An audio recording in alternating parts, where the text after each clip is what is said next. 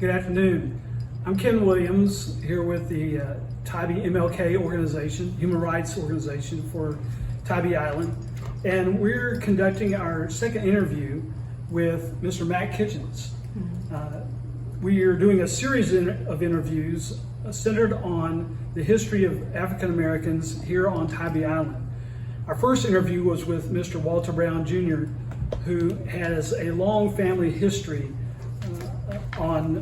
of living on Tybee Island and in the area. His father was one of the first African American business owners here on the island.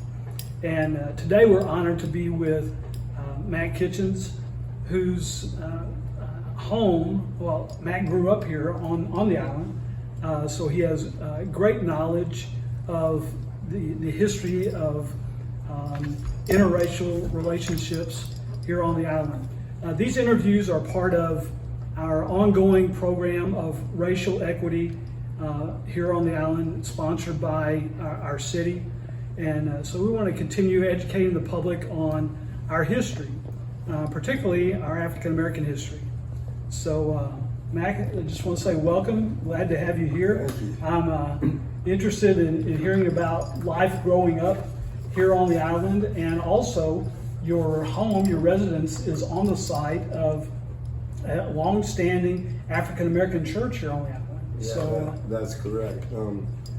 It seems very apropos that my house would be built on a church site, actually, because of my Christian background and upbringing. I am Christian and believe in God and the Trinity and all that goes with that. And so, I feel pretty honored that I happen to have built my house on a pile of bricks, that used to be the church here. And coming to find out that, the church was actually there. I knew the church was there as a kid, but, as a kid, we ran with our, wide open with our hair on fire, and we don't really pay much attention to anything. But I knew Walter, and I knew that the church was there, and the black community kind of evolved out of that general vicinity of where I built my house. So, I feel that black history is just as important as white history, and that, that it should come about, and any piece of that I can help with, I'll be glad to do so. yeah.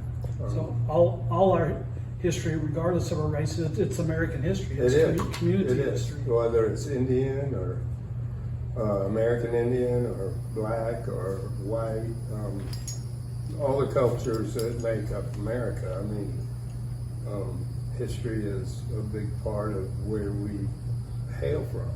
And so I feel it's important, just like where I live, and that church being recognized as part of the Tybee community, and specifically the black community. Yeah, so I'm pretty cool with it. I'm pretty excited about that. I feel blessed, actually, to That's be awesome. there. I mean, it really does. It's an honor for me that,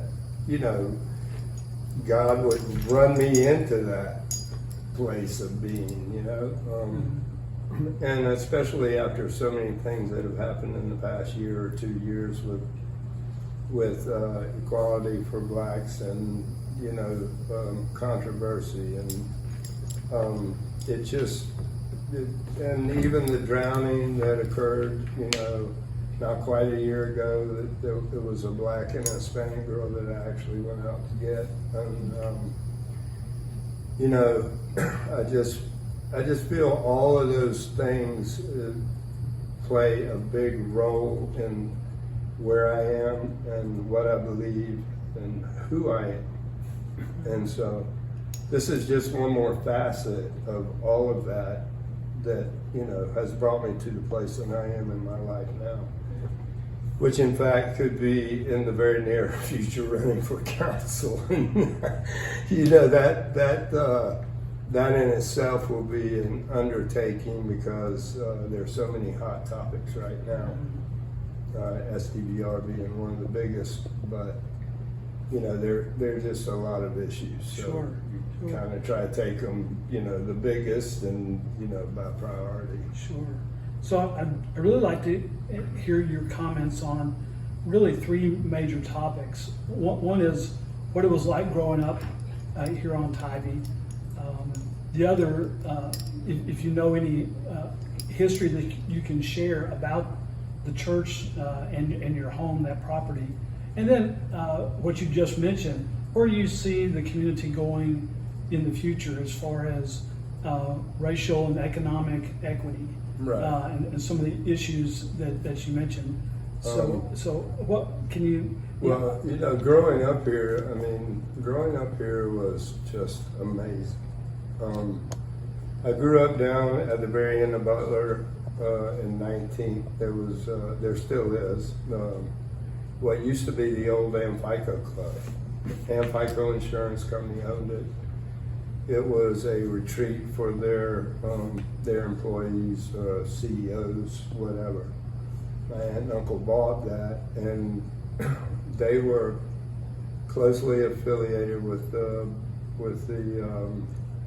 Baptist church down here. My uncle and my aunt, my cousins, they lived in the biggest part of that complex, which was the southernmost end of that. And then there were apartments that have since been cut up into condos. And they had a program that even Flower Wanda, I don't know if you know Wanda, she sells flowers, Flower Wanda back then, very young, she had a room with them. Way back in the day, in the 60s. Yeah, 60s. And, they sponsored the program were for younger people that lived on Tybee that,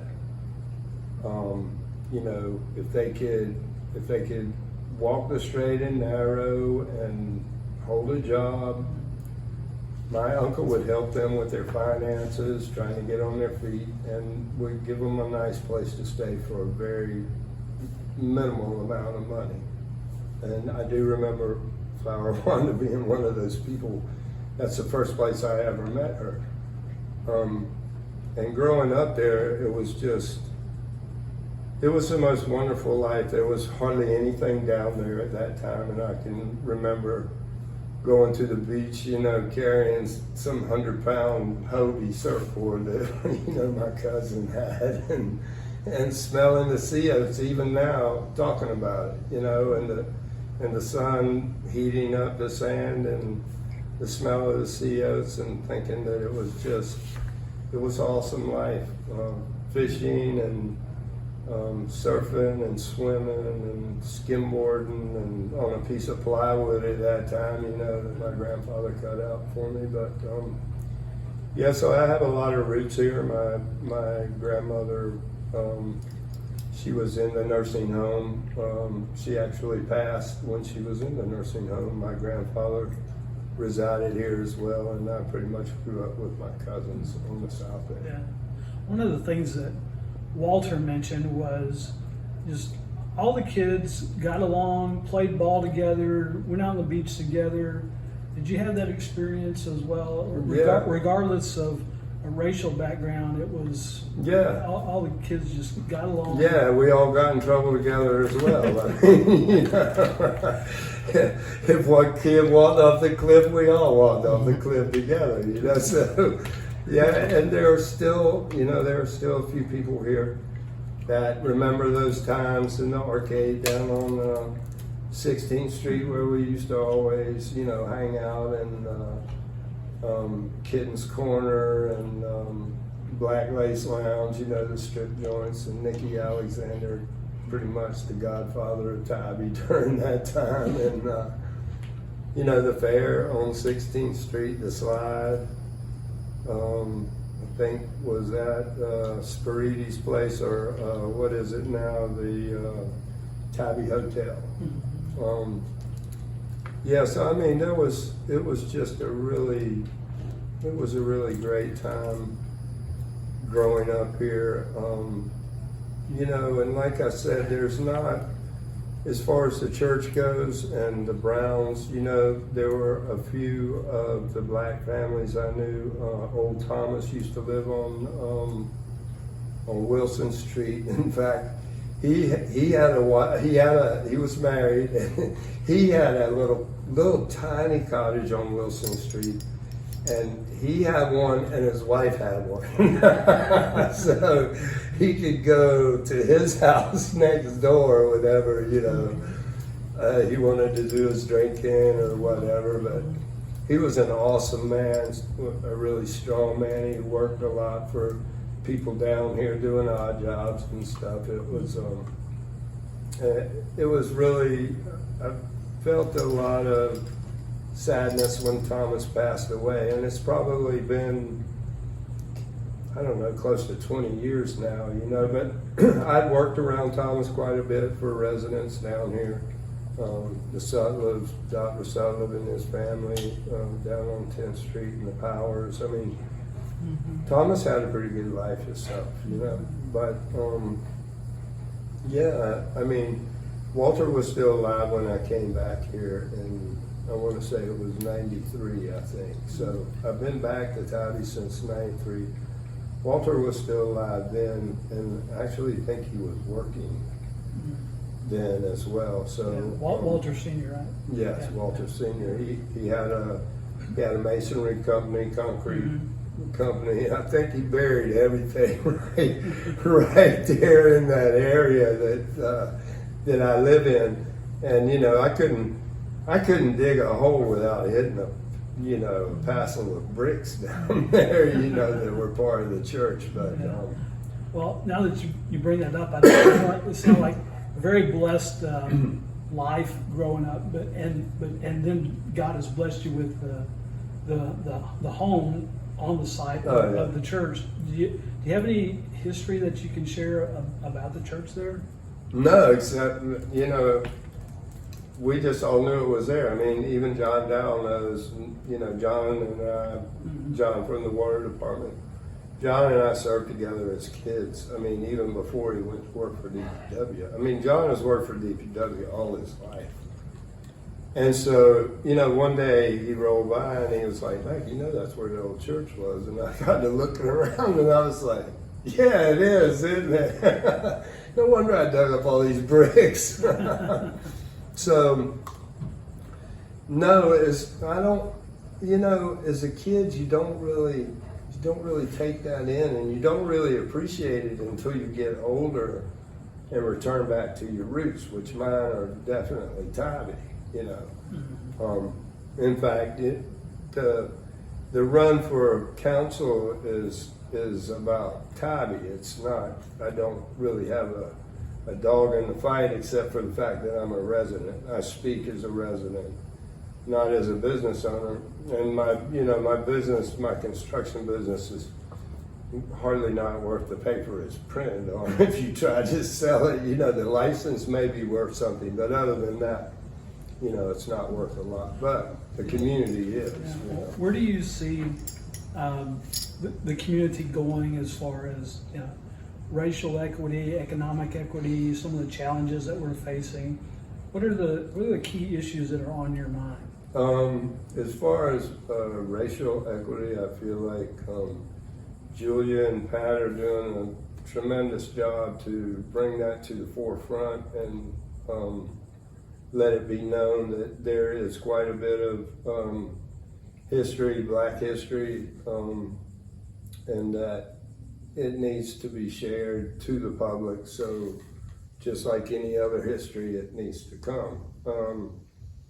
You know, how much is there, I guess would remain to be seen as of right now, because Julia seems to keep, and Pat seem to keep uncovering more that even I don't know about, you know, which doesn't surprise me. Like I said, my hair was on fire most of the time, so was my brain. But as far as the future for Tybee, we have some really big key issues as far as control in a city. getting back control of things that are out of control, meaning SDVR one, and the push of residents, either by taxation or just, death or moving off of the island. We really need to reinvent the wheel as far as Tybee goes, and find ways to attract a better quality of life for all of us, which would be a family life and not so much a party world like Disneyland or something. I mean, if that's what you want, you can always go to Disneyland. Don't come to Tybee, so anyway. Okay. So having a more stable population would certainly be a little more thing. yeah. Instead of so many transient or so many vacationers, which there's kind of a tension there, isn't there? There's a lot of tension there, and I think it's about to come to a head. So, yeah, I feel like maybe incorporate some diversity and start to move away from the big money of STVR and work out other avenues to attract, people, families specifically, and regulate STVR. That's a big key to STVR removing itself, is through regulation.